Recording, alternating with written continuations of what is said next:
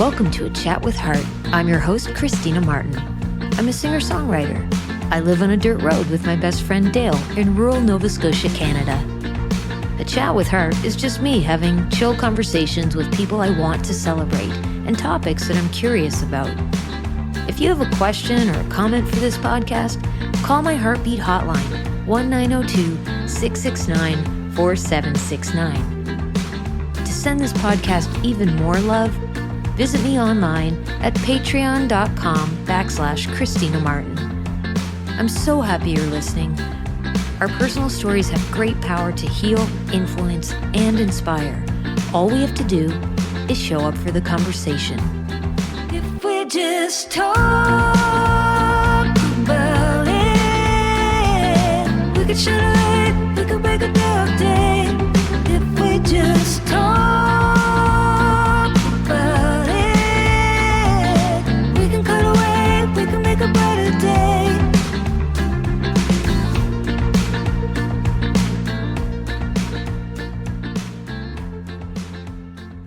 I love the year end. Dale and I were just invited to our first solstice celebration where we gathered with friends at their place for a meal, and we all went through this process of letting go of something that isn't serving us anymore. We wrote the thing on a piece of paper and then we burned it. Burning things can be so fulfilling. When my baby blanket was no longer serving me at age 11, I burned it. Anyway, that was uplifting. I'm feeling more rested and I guess organized now after returning home from the 3-month-long tour in Europe that Dale and I were on, promoting my latest album, Storm. As I said in the last episode, it was hard work, but there were so many wonderful people and places we got to experience, and we'll do it again. As a matter of fact, we're doing it again at the end of February and March in the United Kingdom, and I am so pumped for that. We have a tour manager for that tour. I've never hired a tour manager for a tour that was longer than a week, and it's really going to be such a help. And we hired this guy, James Partridge, and he's so cool. I'm excited. Driving in the UK, Dale usually does all the driving on the tour, so I can just kind of chip away at, work in the passenger seat. And driving in the UK is not something that Dale loves to do, so this is going to be nice and easier for him as well. So this is the season right now. This podcast episode was recorded and launching in December. It's the season to meet up with friends and family, or maybe just get as much alone time as you can if you're an introvert. I much prefer small gatherings. I'm not one to go to big parties unless I'm gigging at them. I'm more of a homebody these days. I like small, intimate get-togethers. I like time alone. I like time with Dale. The other thing is I love working on creative tasks. So like too many days off or days where I'm taken away from that or my routine, it doesn't sit well with me in my head. I really need and love my routines, and this is the time of year to assess what's working in my routines and just get rid of what isn't. Clear the junk.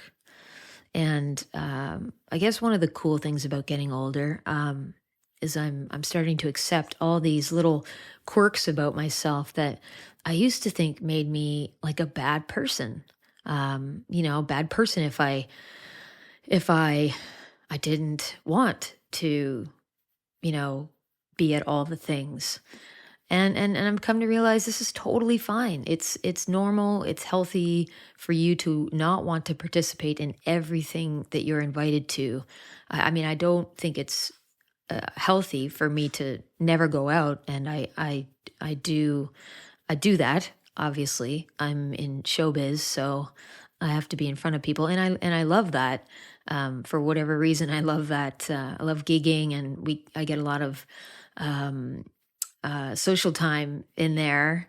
And yeah, but I've just always loved, I suppose, because I do find it hard to keep my focus. I get overwhelmed easily. So that's why I love the more intimate settings. And when I'm performing, oftentimes I think of it as like a one-on-one conversation, even if there's like dozens of people or hundreds of people in the audience. It's, it's like me singing and sharing these stories with an audience. I know there's lots of people there, but it's like, it's almost like I treat it like a one-on-one. Anyway, maybe that's my trick that I've developed in order to be able to do that job. But in any case, in day to day, I love the more intimate settings, and I need time and space for myself. So that being said, I am super looking forward to, genuinely looking forward to seeing my brother, my bigger brother, Alex, this holiday season. He flew in from Columbus last night, and he's staying with my mom in Halifax. So I'm going to get to see him. And then there's Christmas Day delayed with Dale's family. And that's always fun. Love seeing the Murrays. And we're going to get to see a few friends sprinkled across the holiday season, but it's really hard to see everyone. Everyone's so spread out, everyone that we love. And then I need my time alone. And anyway, I want to wish everyone out there listening, everything you need to feel calm, safe, happy this holiday season. That's my wish for y'all. Whatever you need, I hope you get it. Time, space, maybe you need money, maybe you need food, maybe you need a good friend to call you. Maybe you need to call a good friend and just have a conversation that you've been wanting to have all year. I want that for you. Speaking of friends, I want to celebrate another one of my friends, Krista Keough, who recently launched her first children's book. And I love it when my friends create and launch something from nothing. I'm so grateful to have this podcast to chat with them about their experiences. Creating something from nothing has been one of the biggest joys in my life. And so it's natural to want that for others who seek it out. When I'm not creating, I feel unfulfilled. I get cranky. So I encourage anyone listening to find the time, make the time in your life to fuel your creative curiosities. It doesn't have to mean that you launch something or share it publicly, whatever works for you.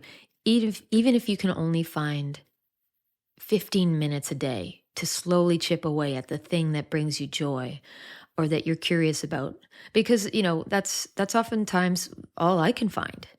Or block off a whole weekend to focus on one creative endeavor. You'll be amazed at what you can accomplish. Okay, let me tell you more about my guest on the podcast today, my friend, Krista Keough. She's a dynamic and versatile contributor to Atlantic Canada's creative industries. Over the past 20 years, she's woven her expertise through various roles as a writer in business, the arts, and education. She lives in Nova Scotia with her 2 dogs, Apollo and Stella, and she bakes a mean sugar cookie. You can read more about her and her writing at KristaKeough.com. She's here today to tell us about the process of taking the step from helping others launch their creations to creating and launching something herself. And it was a real treat as her friend to witness the whole process. I'm so proud of her. I hope you enjoy my chat with her, with my friend, Krista Keough.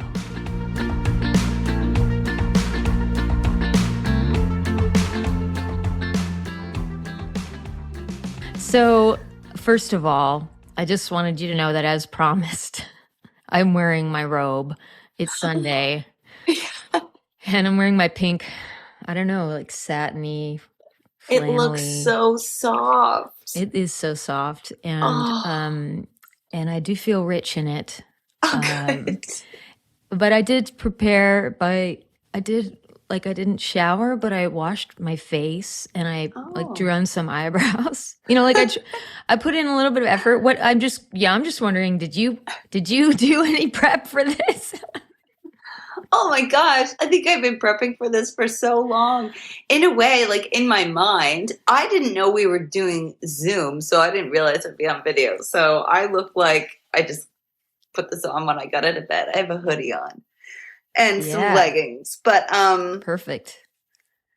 no, I've been thinking about it a lot, and I just love chatting with you. I love getting to spend time with you. So me too. We've been chatting about having you on the podcast for a long time, but I will admit that I wanted to wait until this new thing we're going to talk about was out and you felt ready, and then I went away for a bit and now I'm back, and then so much has happened. I'm so excited. Like, I barely know where to begin, but I do have a few, like, I mean, this is a great starting point.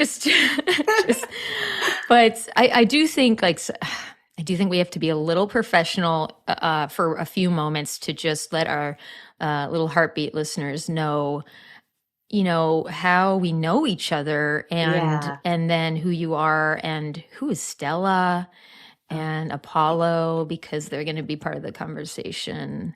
And but I think we could start with, like, do you remember when we first met? Yeah, absolutely. I thought about that as well. For sure. I can see the whole scene, like, in my mind. Okay, now what if it's different than my scene? I don't know, but it was, for me, it was when we were at the bar that used to be on Barrington Street, Ginger's. It was a pretty popular spot Ginger's back Tavern? then. And Matt Mays was there. There was a bunch of people there who had performed. I think Norma MacDonald was there. And I had just met Ryan Cook. And you and I have talked about this before. I feel like we talked about it on my podcast. Oh my God. Okay. This was actually a pivotal moment. This is a pivotal night for me. Oh my God. Yeah.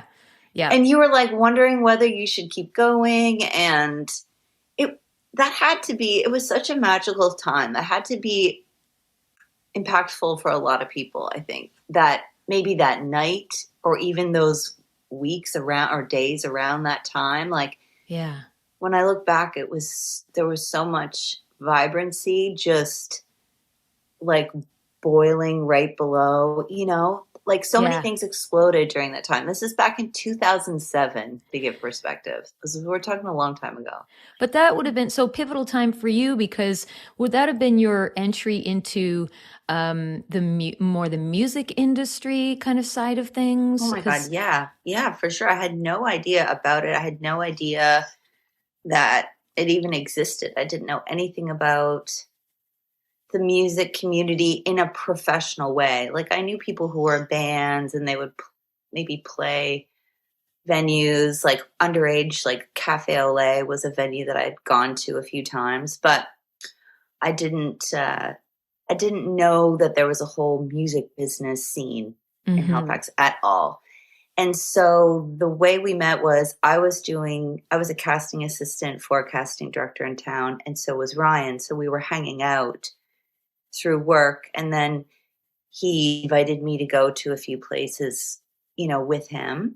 And then that's how I was introduced to the scene. It was really, like, abruptly, and it was so full of life that I couldn't really get enough. I just wanted to know more about these people and what they were doing, the artists who were making music, how, like, it was just so cool. It was such a cool thing to have happen in my life, and I'm so grateful to him. Oh, that clickety clack is another friend who's joining us on the podcast, Apollo, your Portuguese water dog. Are they both going to try to sit in the chair with you? You know, now that you say it, I think Apollo was coming over to give Stella a kiss good morning, which he does. That is sweet. I think we should introduce Apollo and Stella and tell us a little bit about them, because you started out with one, now you have two. Yeah, I know. So Apollo he's 3 years old. He's a Portuguese water dog. He's all black, and he has, like, shaggy hair. Yeah, he's got a big shag. He's a floofy dog, and he is the bestest boy. His behavior, his temperament is perfect. He's perfect.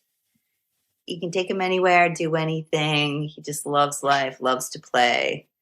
And then Stella, I think she's probably 6 years old now. She's a rescue.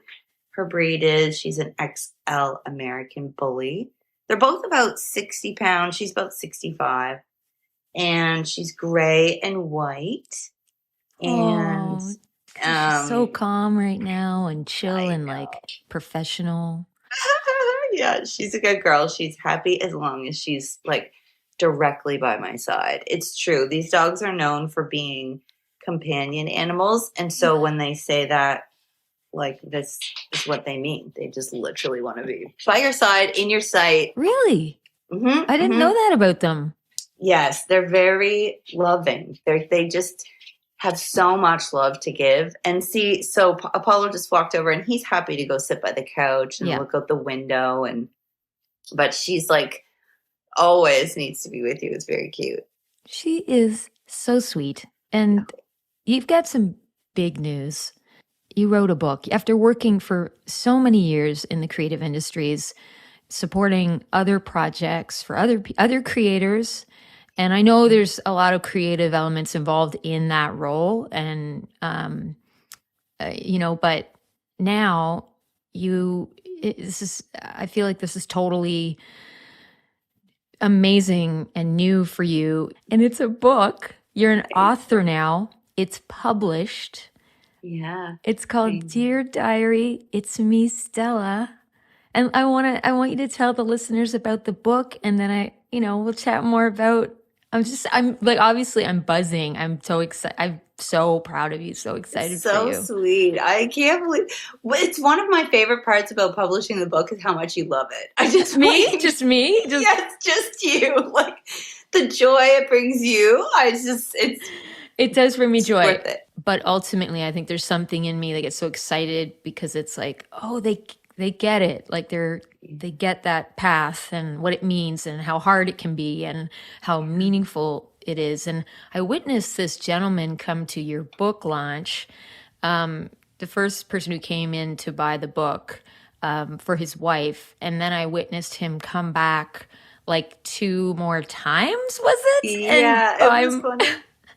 and just like watching it. First he was just coming in, for his wife to pick up a book. But then like each time he'd stay longer and chat and connect and started opening up about his dogs and like, but in any case, I'm getting ahead because I am excited. I need to reel it in and stay a little focused here. And oh my gosh, can you tell my little heartbeat listeners what about the book? So the book, it is called Dear Diary. It's me, Stella, and it chronicles my rescue dog's freedom journey, written as diary entries from her point of view and illustrated only using the colors that dogs can see. Yeah. Where did you get that idea to do that? I have to say, Stella, I think she understands when I'm talking about her because she gets very excited. She's like very loving. But her ears are perking. Her ears are literally perking up. I know. Stella. She's like, we're talking about your book, Stella. Yeah. Oh yeah. Yep. My book. I know. I'm happy. famous now. Oh yeah.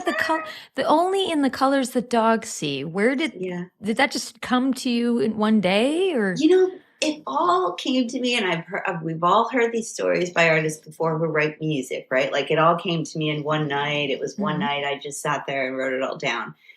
And that really is true. And as far as the story goes, I didn't intend to write anything that anybody would ever read. I journal often, or I'll write things down, to get things off my mind, right? And it's not usually a formal thing. I don't have a special book, but I always have paper and pen around. And so sometimes I'll just like write stuff. And so, it was one night I was sitting at my desk and Stella was sleeping beside me. And I was really struggling at this point. I had adopted her, and it was like we were 3 months into it, and she was starting to show a lot of reactivity. So I had fallen down a flight of stairs, busted my knee. I had fallen on a trail while we were walking because she reacted and like pulled, lunged, tried to run away. I'm holding on. Like there were so many chaotic things that were starting to happen.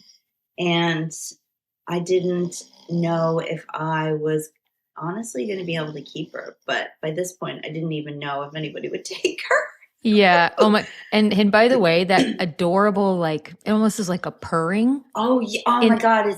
She's right in my face, isn't it's she? great, but that's what we're hearing is Stella's so happy. Krista's just stroking Stella and she's kind of breathing, growling like in a purring way. It's amazing. So that's what we're hearing. Keep going. Keep going. So that would be really, a lot of people wouldn't have kept going, Krista, and there's no blame to anybody who couldn't. I don't think I would have been able to manage it, and it was a lot, especially with 2 dogs. Apollo was only 10 months old, so he was essentially a puppy. Still needed a ton of attention and structure. I was running my own business as well. I had just left a relationship like 4 or 5 months before that, and I was engaged, so I had moved into this furnished apartment, so I didn't have my own things. Like there was just a lot going on in this window. And so, I was feeling overwhelmed, but I definitely doubled down when I got Stella because little did I know it would turn into like a way bigger undertaking. But you're right. At that point, at the 3-month mark, I think a lot of people reach that point, or maybe it's further into adopting their dog because they get more comfortable. They're on their best behavior in the beginning, and then they start to settle in. They start to learn your routines, and then they, start to relax and just be themselves. And she was just a hot mess. So I really just had this idea. Like I was sitting down, looking at her, thinking about writing my thoughts. And then I had an idea. Like, I wonder what she would write down if she could write in a journal.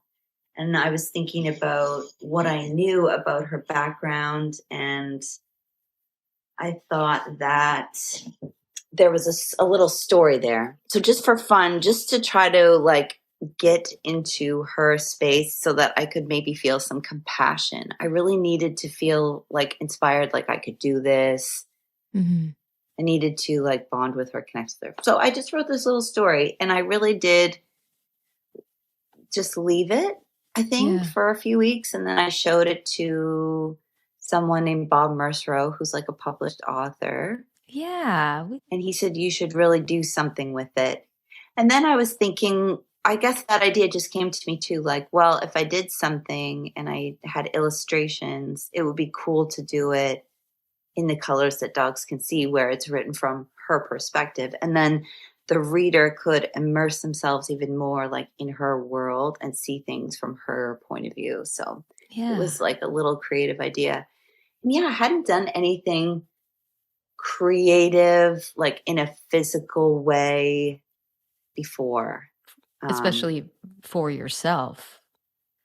Oh, yeah, you're right. Absolutely. Yeah. I've worked on tons of albums with people and lots of artwork and all that kind of stuff. But to do it myself, oh my gosh, I thought I knew what it was like, but I really didn't in a lot of ways. Yeah. Actually, I'm really curious about, we have talked about this, but so what were the things that came up for you doing this for yourself instead of somebody else that you found interesting or maybe challenging? Well, the first thing I thought of immediately was like how much you cry. Oh my God. How much you cry? How many tears? Yeah. And where do you think, why do we fucking cry about it? I do have a theory about this. I really do. And I think that we cry because it's good. We cry because it's touching and it's emotional.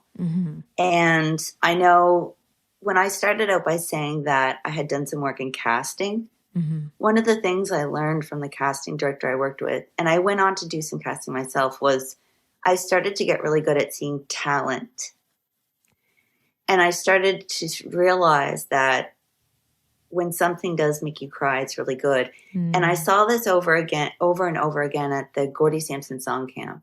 So I went there, I think, for 5 years or something every summer. Mm-hmm. And it's this place where emerging artists go and they write music together and they perform it at the end of each day.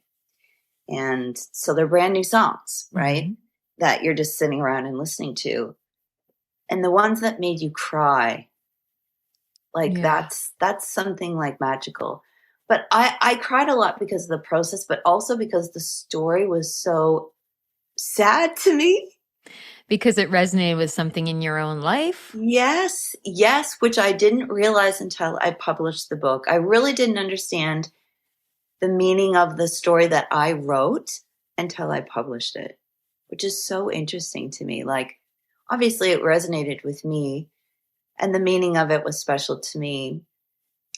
But I think as a new writer in this field, I'm looking at it and thinking like, wow, what I did was actually quite bold. The words Mm-hmm. that I wrote are actually quite bold. And I don't know if I worked with a traditional publisher, if they would have asked me to change something or say something in a different way. And I wouldn't have liked that. I like that it's like sort of this raw feeling, Mm-hmm. and it's a real, like it's based on her real story.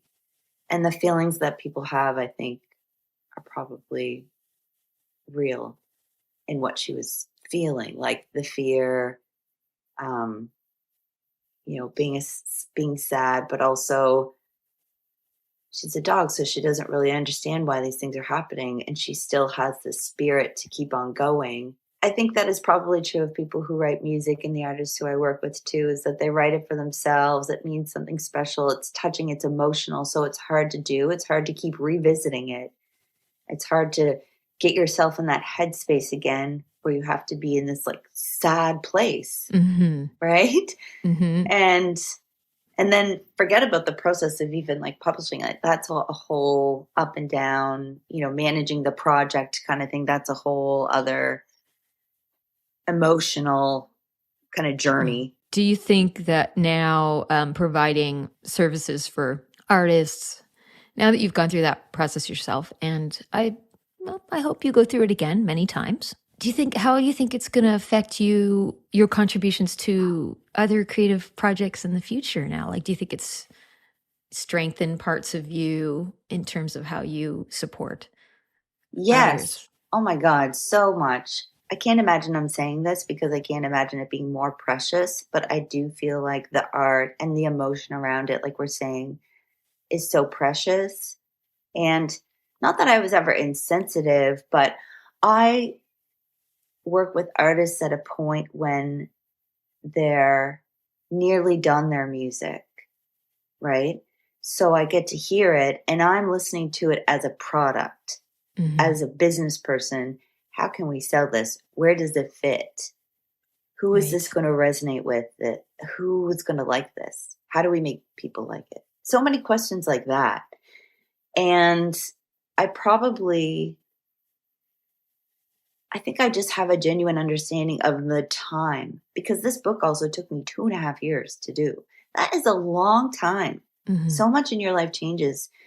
So that is the same for albums, right? People have these life experiences, they write lyrics for the music, and then they go on to make the music. And it's such a long process. Like when I think about it, I can't believe that so many books and so much music exists, like knowing what goes into it Mm-hmm. to Yeah. make it real.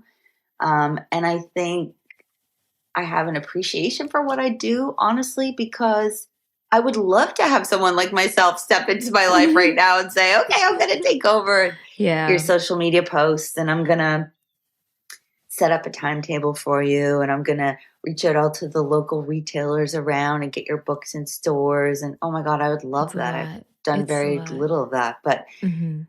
so, yeah, I think I will. I have an appreciation for what I do, which is nice because when you work for yourself, you don't have someone coming to your desk saying, hey, you're doing a great job. You just have to see that through your performance. What were some of the highlights since the book's been out?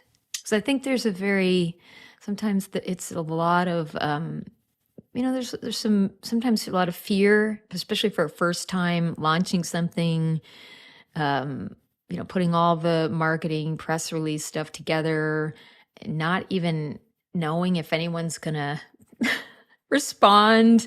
Mm-hmm. And then in your case, lots of people did. And I would love to hear some highlights from the people who now have purchased the book, have supported you, some of the media. Like, what are some of the highlights that just did not exist before you were brave enough to take that next leap? Really, to put yourself out there, to put the book out, to announce it, to send those emails. Like, what has come back that's made you, it's kind of reinforced, I know it's not the reason why you do it, but like why you wrote the book, but I'm sure it's reinforced for you the why, whatever that why is. No highlights? That's great. Okay, moving on. Yeah, that's right. I mean, there are so many. So the book was released on October 17th, and we're in December now. Mm-hmm. My first thought was working with my illustrator, Gina Stavro, and being able to finish the book with her. And for us, like, we've been through so much together. Yeah. And I have never seen her, like, even in a Zoom. Oh, you've never? Oh, wow. Do you know what she looks like? No. I have a picture. Okay. Yeah. But yeah, we never so when I think about that, that's such an amazing thing to work with someone who's overseas. She was in the UK and then in the US, and we just did it all over email. Where is she in the US? She's in, she was in Atlanta, actually, which is where Stella's from. This is interesting. But she was going to school there, and she's graduated now. So she's off, like, looking for her next sort of project or job.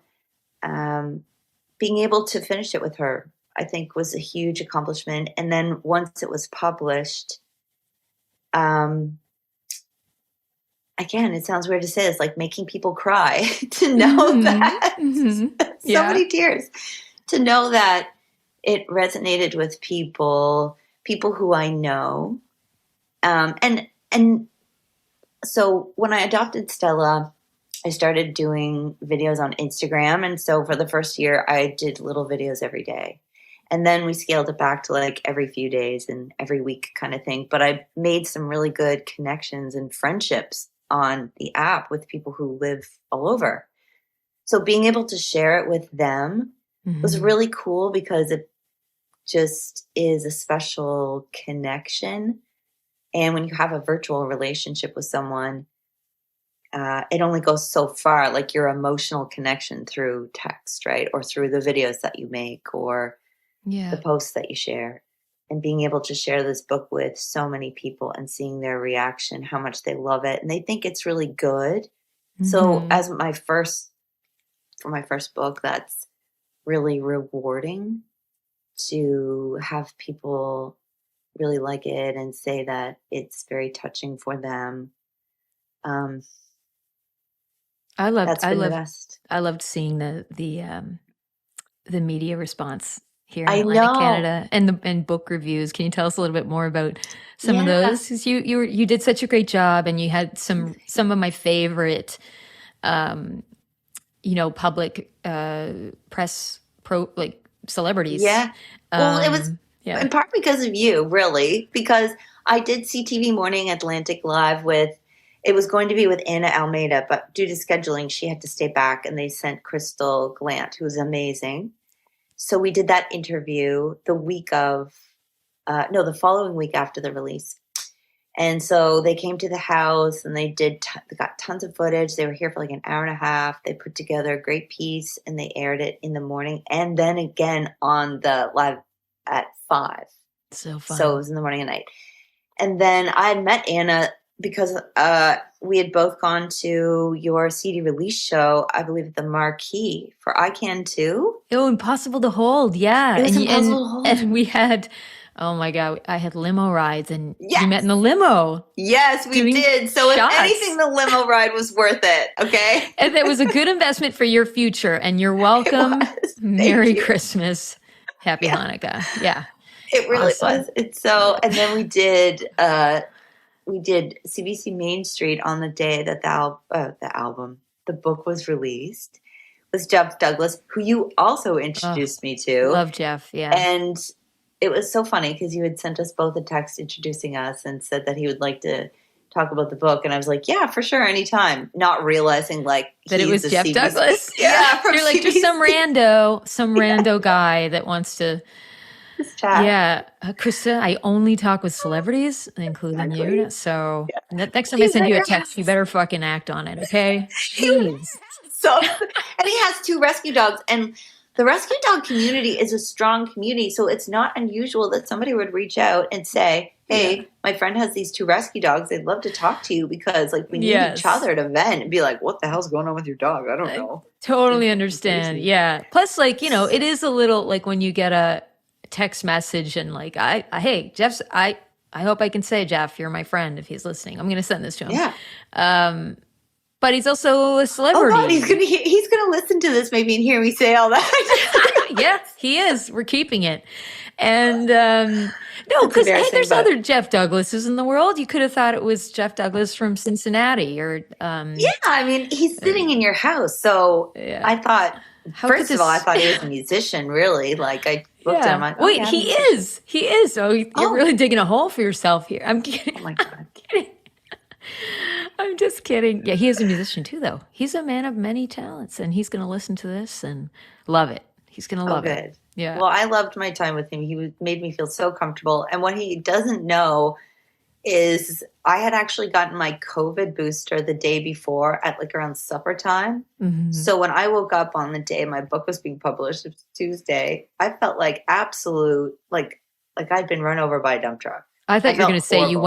you went in to do the live with him and you had COVID. COVID, yeah, what and he he's only doesn't know. he's only finding out now, and he's had long COVID ever since. And you're the cause of it. Oh my God. Exactly. Sorry, Jeff. But thankfully I did get boosted. But so I wasn't feeling great. So I actually slept most of the day, even though I was anticipating it was going to be like an exciting, fun day and I would get to text with all my friends and share the news. But all I did was like sleep. And then I woke up and went to a studio. And then I enjoyed the evening. So it was totally fine. Yeah. But it's just funny because, I had posted about it saying it was a great time and it was. But yeah, he's a lot of fun to chat with. Yeah. He is so fun. And then the Masthead News is a local community paper. They did a review and they wrote a review so sweet. And I have a couple more things to share coming up, but the media response was so great. And I was so grateful because as someone who's spent, a decade or almost 2 going on soon, setting up interviews for people. It was so nice that people offered me the same opportunity when it was like my time. So I know. So touching. I think they did it because you had a beautiful, like something beautiful to share. Like people they won't just make an exception if you've got a piece of crap to put out there. Like I think they really saw that this was something that's going to connect with people. Like you said, the rescue community is a strong community. And I think a lot of people who maybe don't have pets or like aren't in that community, they could still relate to the story as it relates to like when I think of the story, it reminds me of being young and things happening in my family and being afraid, but as a child, like not really understanding what's going on and kind of having to just go with it. And because you're a child and you're in other people are kind of in control of where you're going to live and what you're going to do. And you don't fully feel like you have control over a lot of things and your destiny. You're relying on other people. And it is quite scary. And then finally, when you can relax, you are in a good, safe place.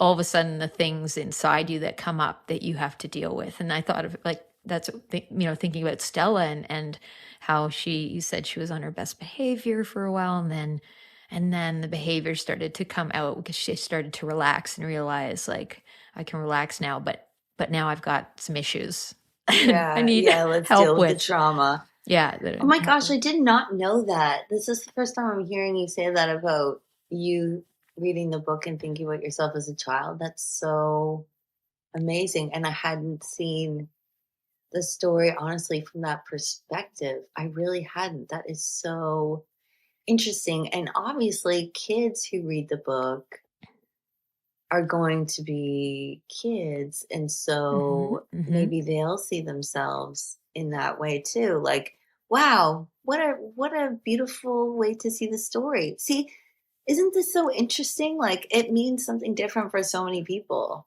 That is one of the really beautiful things about art, is how it helps other people process things as well. And oh my God, I didn't know that. I didn't really know that. Like, I knew it from a fundamental, yes, people see different things in art and art means different things to people. But when you make it and then you share it with people and hear them tell you, I don't know what that feeling is, but there's something like, again, it makes me want to cry. I guess it's this connection. It's like the connecting, the good feeling, like love. I guess I interpret it that way. Connection is love, and it's something. It is hard. It is hard to.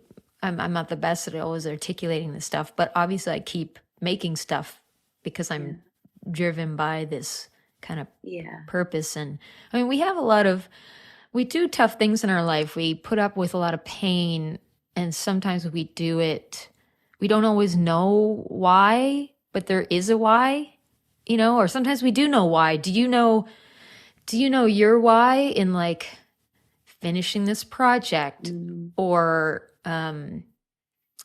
yeah. Do you know, are you conscious of that? Or are you blissfully like, I don't fucking care. I knew it was important for some. No, reason. I did it because of the artists who I work with. I did it because of like, what's right in front of me is this shelf I have with, look at these. These are all records that I got to work on. And all these people, there's a whole shelf of them. And all these people like made it through. They had an idea. They had songs, many songs. Yeah. And they worked through it and they made something. And I saw people do that over and over again. And whenever I felt like I couldn't keep going, like it was too much money, like it was too much time, like I messed it up, like I didn't like it, because that happened. There was actually a period of time where I thought, this is not good and I don't like it. And I'm embarrassed because this is not how I want to feel about the work that I'm putting out. I thought about the artists and I felt like I had to do it not for them, but because they did, I had to believe I could. Yeah. Yeah. Truly, like I'm surrounded by, that was the other pressure thing, believe it or not. I'm surrounded by, had the greatest pleasure in my life to work with some of the most talented people, including yourself, people who I admire, aspire to be like, who I love. I have intimate moments with their music. It's marked my whole life. Like, then to be like, I'm going to make something creative too. Doo-dee-doo-doo. Like, I just felt like, oh my God, what an audience, Krista. Like, so many people who make amazing art are now going to see this. And oh my God, it has to be good. It has to be good. It is good. I know what you mean though. But I think you have high standards too. And, it has to be good for us. I know I have very high standards, and yes, I might really do. I'm the worst and best critic. And that could be painful sometimes. I know, I know what you mean when you get the thing you're working on back in your hands. And over many, many years, I've gone through this so many times where it's like, oh, fuck, I thought it was done. And now I'm seeing it or holding it or listening to it. And I'm like, oh, fuck, we have to go through this again. Like we have to, record this whole song again in a different fucking key because my voice, I can't fucking sing in this goddamn key, like, Yes. and it sounds like ass, and I'm embarrassed. And I mean, all those things I say are kind of unnecessary. I could have just gone, you know what? How about I just do it again? How would I just do it again? Like, we don't learn that we can just go, you know what? That's okay. It's going to take longer. It's going to cost more money. It's just money. It's just time. Instead, we torture ourselves. And I guess I don't know where we learned that from. I don't know if that's a collective unconscious. But I feel like the next phase of our lives, we could both do ourselves a favor, skip that part of the pain, and just go to, what do I need? Do I need more time and money? Yeah. You know what I mean? Yes. Everybody would understand. Everybody. Nobody would cares. Understand, and they don't even see the turmoil inside our heads. It's true. Like, what is it? Why not be our best champions? I don't know if I feel like I need to be mad at myself to be motivated. I don't know. And even taking breaks, like, if it weren't for you, this project wouldn't be what it is, because I had finished the book. I'm putting in quotes because I thought I had finished it, just like you're saying. And then it was available for sale, and I was not happy with it. So I didn't tell anyone. This was earlier this year in like March or something, and I didn't do anything about it. It just sat there like for sale on the Friesen Press website. And I was literally frozen in fear every time I thought about it. I didn't know what to do. I couldn't even bring myself to go to the computer because I didn't know what my next step was going to be. And then you sent them to me, a hardcover and a softcover of my own book. And I also couldn't afford to get the book at that point, realistically. Mm-hmm. Like, I couldn't convince myself to put any more money into this project because I was so pissed at what state it was in. And I was disappointed. And then when I saw them, I thought, Krista, you can't. The print quality wasn't good. The text on the page was illegible in some places. I needed to make some changes. And so you just communicated that. Yeah. And I just felt like, okay, I just need to finish this. And I took the summer, essentially. I was like, okay, I'm giving myself the spring and the summer. And thankfully Gina was down for it because, I mean, she stuck by me for 2.5 years. Like, that's a long time to work with someone as an illustrator, I'm sure. Mm-hmm. And she was just willing to keep, making adjustments and sending new files. Yeah. I think good process for her to go through as well. Because this is relatively early in her career. She's, if I'm not mistaken. Yes. Yeah, no, it is. She is just starting out. And you're right. Maybe it has helped her to, I don't know. I want to do like a conversation with Gina someday. I'm not sure how it's going to work out. I would love to have a reason to bring her here so we could sit and chat. One thing to note, when you're talking about the processes, and it's just made me think of like how, as creators, I've had to learn that certain projects take the time all projects take the time they take. Some happen in a very short period of time. And then you think, oh, I could do this again in just the same amount of time, and then I think if we believe that, then we can really be hard on ourselves when the next project takes a lot longer. And so I think it's this kind of going back to sort of radical acceptance, which is something I've really had to, remind myself of just that it may not happen on my fucking timeline, unfortunately. And going into there's always like a schedule, right? Like here's what I'd like to see when I'd like to see this happen and when I'd like to launch it. But it may not be, be a little open to it not working out in that timeline. And lots of projects just take longer. Absolutely. I thought this was going to be released last Christmas. So I want to mention your website, KristaKeough.com, KristaKeough.com, and I will link to that. But let's also tell people where they can get the book. Sorry, does it make us sound old to spell out the website? No, because Keough is, I think a lot of people might not know how to spell it. Okay, good. Let's keep it in then. Yeah. Okay. Yeah. No, I mean, we are old. We should keep that in. We're getting old. I know I'm doubting my coolness now. Like, wait, do people do that? Well, listen, that's not a silly question. I, until recently, was including www in front of all of my fucking ChristinaMartin.net, and it's not necessary anymore to say, introduce, or put in graphics www dot my website. It's Right. Drop it. I love that for us. Yeah. Well, so it's available at Chapters Indigo. It's available on Amazon, Walmart, Barnes and Noble, all the online stores, That's amazing. essentially. Very similar to music. Like when you distribute it, it goes to all the websites, and which is awesome. It's something you have to set up a little bit more, and the publisher did all that. And then it's also available at East Coast Dog in Halifax. North End Halifax. Yeah, I walked by there the other day, and I thought of you. It was closed when I walked by, but yeah, I'll have to drop in and do a little snapshot post when I'm back there. Yeah. Yeah, they are so supportive. They're such a lovely group, and I would love to have it in more. And so maybe in the new year, it'll be in a few more bookstores and things like that. We'll give another go. You know, it's interesting. Books, they just sort of, once they're published, things change as they're published. They get picked up in different places or not.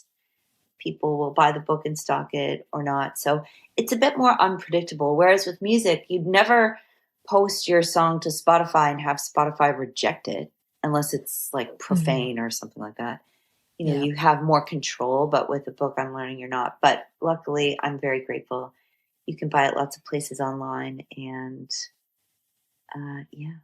Do you feel like now that the book is out and you've really you've done, I feel like, a pretty full circle from dreaming and scheming, creating, going through the thick of it all, launching, celebrating. There's more celebrating to be had. Like, I know that there's still more work to be done, but are you starting to feel, how are you feeling now in this sort of after launch glow? Do you have that? And is there any room for what's next? Or are you still kind of like, no, I'm going to just enjoy this for a while?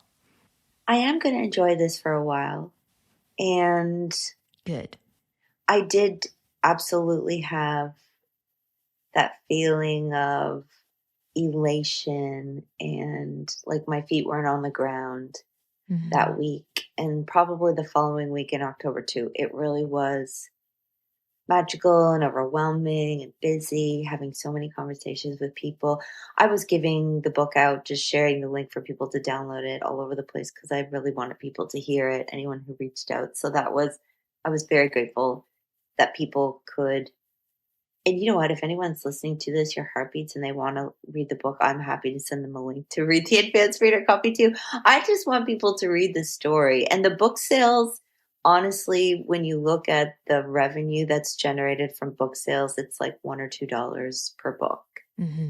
And so you quickly realize, okay, the satisfaction I feel, the success that I'm expecting is not going to be in book sales. I have to focus on the good stuff, the things that are making me, feel good, because I did have a trip up moment after it was released. I thought, we're talking about all the media, and I'll be honest, this is a good honest check. All the media that I did, and the Instagram followers I'd been working to get, and the friendships that I made, and family. And then when I saw my first week of sales,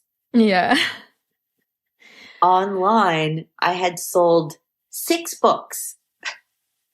And that was a huge wake-up call because I thought, I was just so confused. I thought maybe 20 would be cool. Like, more than that would be awesome. I thought that our reach was really wide, but it's a lot harder to sell. It's very hard to sell them. So there's other ways that people can read your book. If, like in my case, I have an advanced reader copy, it's online. So I'm grateful for that. And really, when I think about music, people listen to for free. You go to an art gallery, you pay your ticket, but people can share their art visual art for free. Yeah, and there's free days at the galleries, Which and makes it very hard to make a living as an artist. I can appreciate that because so much Yeah. art is free. It's ultimately free. So as a first-time person doing this, I did quickly realize in the weeks following the release that it was going to be just a focus on feeling good and connecting with people and building relationships with people because they relate to the story, celebrating that it's done with family and friends, and then doing like little opportunities as we can. We have a Booktober event with the Writers Federation on Monday night, and ooh, lovely. I know. And I think for Christmas Day, I had this woman who has this amazing voice. She's like has a grandmotherly voice. Mm-hmm.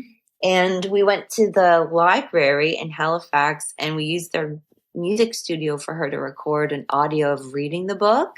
What? That's great. Isn't What a that great idea. Yeah, I love that. So I guess this is a popular thing that kids do on YouTube where they go and they can watch someone reading a story. Yeah. And so I'm going to release that on Christmas Day, I think, as a gift to everyone of her audio, and then just do a visual of like going through the story. And I'm kind of thinking the 12 days leading up to Christmas, I really wanted to go scene by scene and show the illustrations and give some background about the story and what each of the scenes mean, because the book is so short. It's about 400 words. And so as I was editing it over and over and over again and learning along the way about what makes a good children's book, which is rhyming, repetition, and rhythm. And so which is the same for music, I would say. Yeah. And so as I was like editing the book for those things and just picking out each word I would use and how they would fit together and what they meant and the many meanings of each individual word, it was it was something that became very meaningful. So I'd love to do something like that each day where I sort of pick a page and a scene and explain like where I came up with the words, and Gina could speak more to the illustrations, but I'll say what they mean to me. Yeah, something like that. I think that would be nice. So still you're right. And it's been done, but there's always more that you can do with these creative things. And I'm glad it will live forever. And I just have to keep in mind, like, we don't have to do everything at once. But with the holidays, there is a pressure, I think, for people who create things and sell things to like do more during the holidays. There definitely can be, for sure. And I say just focus on what resonates with you. I try to telling this to myself.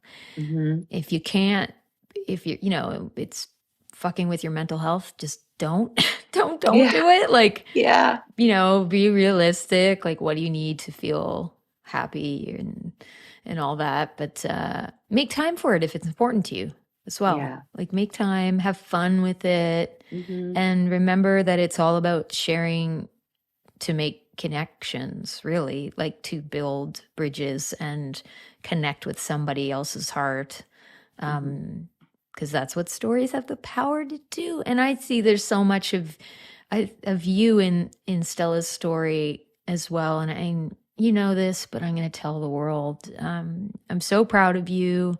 I'm so happy for you. I just feel very fortunate to have witnessed what you've gone through in creating this, and it's really, really, it's really a pleasure to as your friend to know that you've gone through that and have been there along the way. So I'm really grateful. Thank you for sharing all of this with me. Thank you. Thank you for having me on. It's always so lovely to sit and talk with you, and we are such close friends, and so I'm just grateful. Me too. It's a wonderful feeling to have you in my life, and I love you so much. And thank you for letting me talk to your little heartbeat listeners. Oh, they're so cool. They really are. Love. I don't want to say goodbye to you.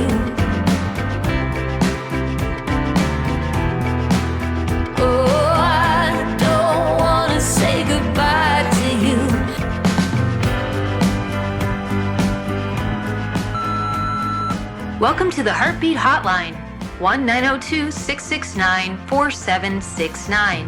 I'm the host of A Chat with Heart podcast, Christina Martin, and I'm so excited you called. Leave me your question, a suggestion for the podcast, or a comment about this episode. Please be aware your message may be used on the podcast and social media. Tell me your name, where you're calling from, and it's also fine if you want to remain anonymous. Thanks for listening. Have a great fucking day. Thanks for listening to A Chat with Heart podcast, produced by me, Christina Martin, co-produced and engineered by my husband, Dale Murray. Dale's a stellar singer-songwriter and music producer, so check out his website, dalemurray.ca. The podcast theme song, Talk About It, and I Don't Want to Say Goodbye to You were written by me and recorded by Dale. Visit my Bandcamp to find CDs, vinyl, digital music, and fun merch like custom-made puzzles and temporary tattoo packs. Become a monthly or yearly supporter of this podcast and my music endeavors on Patreon. If you're new to Patreon, it's a membership platform that helps creators get paid. I love it. Sign up as a free or paid member at patreon.com/Christina Martin. I would love it if you had time to share, rate, leave a review, and subscribe to A Chat with Heart on all the places you listen to podcasts. Wishing you, my little heartbeat listeners, a great day.